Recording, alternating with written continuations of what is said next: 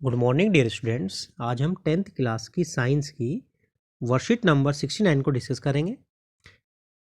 इस वर्कशीट में जनन स्वास्थ्य, परिवार नियोजन के बारे में बताया गया है।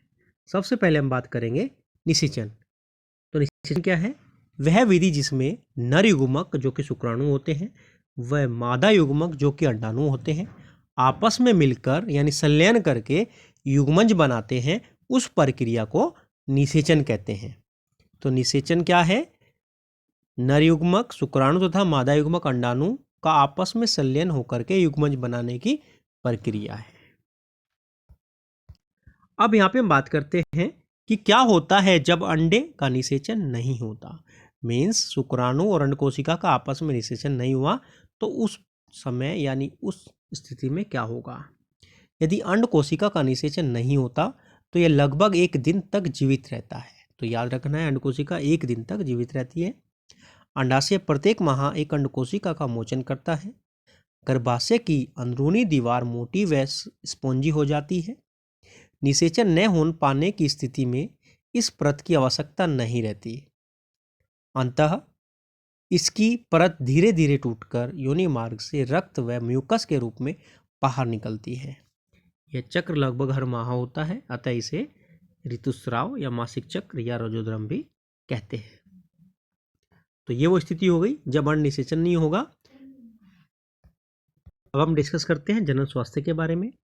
यह वह अवस्था है जब व्यक्ति प्रजनन के लिए शारीरिक, मानसिक, भावनात्मक, व्यवहारिक व सामाजिक रूप से पूर्ण रूप से स्वस्थ होता है।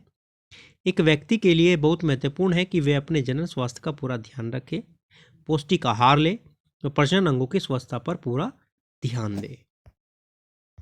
इसके बाद हम बात करते हैं परिवार नियोजन की आवश्यकता। परिवार नियोजन करना क्यों आवश्यक है? परिवार नियोजन न केवल माता पिता व उनके संतान के लिए उपयोगी है बल्कि समाज व राष्ट्र के लिए भी महत्वपूर्ण है।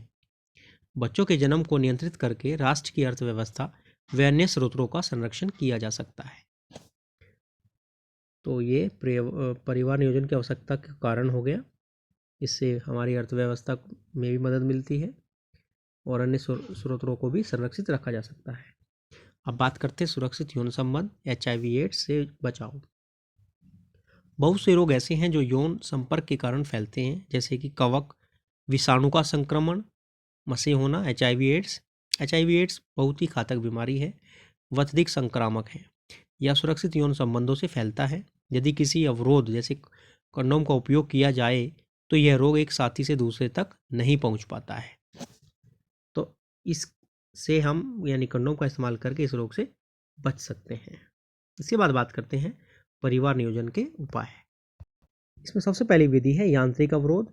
इस विधि के द्वारा नर शुक्राणु अंड कोशिका के पास नहीं पहुंच पाते, इसके बीच में अवरोध होता है, उदाहरण के लिए कंडोम। दूसरी हम बात करें हार्मोन के संतुलन में परिवर्तन। इस विधि में हार्मोन के असंतुलन के कारण समय पर अंडे का मोचन नहीं होता, अंततः निषेचन नहीं हो पाता। यह संतुलन गर्भ निरोधक गोलियों व या इंजेक्शन के द्वारा होता है। लंबे समय तक इनका सेवन करना स्वास्थ्य के लिए हानिकारक हो सकता है, ये भी ध्यान रखना है। दूसरी हम बात करें IUD यानी इंट्रायूटेराइन डिवाइस की हम बात कर लेते हैं, जैसे कोपर्टीज का उदाहरण हो जाएगा। इस विधि में डॉक्टर द्वारा महिला के शरीर में एक यंत्र को लगा दिया जाता है जो शुक्राणु को अंडाणु तक पहुंचने से रोकता है। इसके बाद है शल्य क्रिया यानी सिजेरियन मेथड, सर्जरी के द्वारा।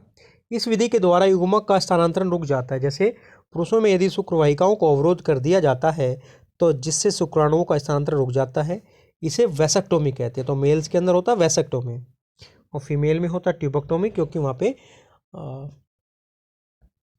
फैलोपियन ट्यूब को ही अवरोध कर दिया जाता है। तो महिलाओं की अंड वाहिनी को अवरोध कर दिया जाता है, जो अंड कोशिका गर्भाशय तक नहीं पहुंच पाता और निषेचन नहीं हो पाता। इसको ट्यूबेक्टोमी कहते हैं। अब बच्चों इसमें दिए गए प्रश्नों की बात करते हैं। सबसे पहला प्रश्न, निषेचन क्या है? क्या होता है जब अंड का निषेचन नहीं होता? तो बच्चों आप पहले क्वेश्चन का आंसर यहाँ से लिखेंगे। सबसे पहले निषेचन की परिभाषा और ये उसके बाद क्या होता है जब अंड का निषेचन नहीं होता। तो ये हो गया आपका क्वेश्चन नंबर 1 का आंसर। बात करते हैं क्वेश्चन नंबर 2 की। परिवार नियोजन के विभिन्न उपायों का वर्णन कीजिए। तो बच्चों प्रश्न नंबर 2 का आंसर आप यहाँ से लिख सकते हैं। परिवार नियोजन के विभिन्न तरीके, ये चारों तरीके आप लिखेंगे, ये क्वेश्चन नंबर 2 का आंसर आ जाएगा। बात करते हैं क्वेश्चन नंबर 3 की, रजोधर्म या मासिक चक्र किसे कहते हैं।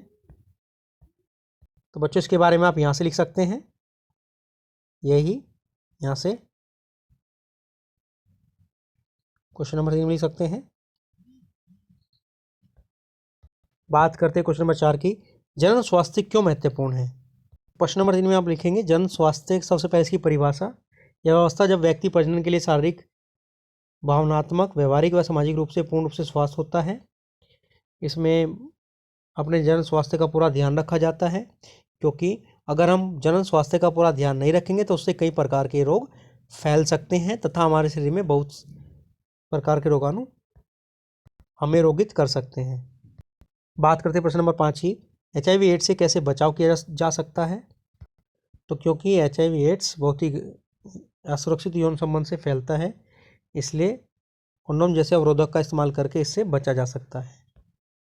तो यहाँ से आप क्वेश्चन नंबर 5 का आंसर लिख लेंगे। तो बच्चों ये वर्कशीट नंबर 69 थी, इसको आप ध्यान से पढ़ेंगे तथा प्रश्नों को अच्छे से करेंगे। मिलते हैं अगली वर्कशीट के साथ।